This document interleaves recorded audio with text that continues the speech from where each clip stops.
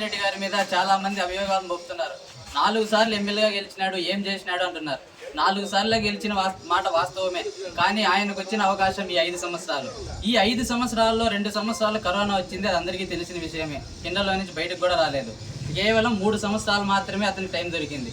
ఈ 3 సంవత్సరాలలో రాయచూటిని జిల్లా కేంద్రంగా చేసుకోవడం కాకపోతే 100 పడకల ఆసుపత్రి అయితే, కలెక్టరేటు, ఎస్పీ భవనాలు, రోడ్లు ఇవన్నీ చేసినాడు. ఈ 3 సంవత్సరాలు ఇంతకంటే ఇంకా ఎక్కువ అభివృద్ధి ఈ రాష్ట్రంలో నాకు తెలిసినంత వరకు ఏ నియోజకవర్గంలో కూడా జరగలేదు. అదేవిధంగా గాలివీడికి వస్తే గాలివీడిలో రోడ్లు లేక చాలా అవస్థపడతా ఉన్నాం.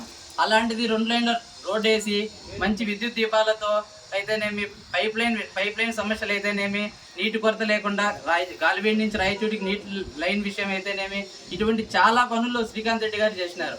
ఈ 3 సంవత్సరాల అవకాశంలో ఇంత పెద్ద డెవలప్మెంట్ చేసి చూపించినా కూడా ఇంకా 4 సార్లు గెలిచినాడు, ఏం చేసినాడు, ఇలాంటి క్వశ్చన్లు వేస్తానన్నారు. కానీ ఒకసారి మీరు కూడా ఆలోచించండి. 2014 నుంచి 19 వరకు మీ ప్రభుత్వమే ఉండింది, మీ వాళ్ళే అధికారులు అందరూ ఉన్నారు. మీరు ఏం చేసినారు ఆ టైంలో? ఒకసారి చూడండి. ఆ 5 సంవత్సరాల్లో ఎంత డెవలప్మెంట్ జరిగింది, ఈ 3 సంవత్సరాల్లో ఎంత డెవలప్మెంట్ జరిగింది అనేది మీ మనసుకు మీరే క్వశ్చన్ వేసుకోండి. ఎవరికో సమాధానం చెప్పాల్సిన అవసరం లేదు.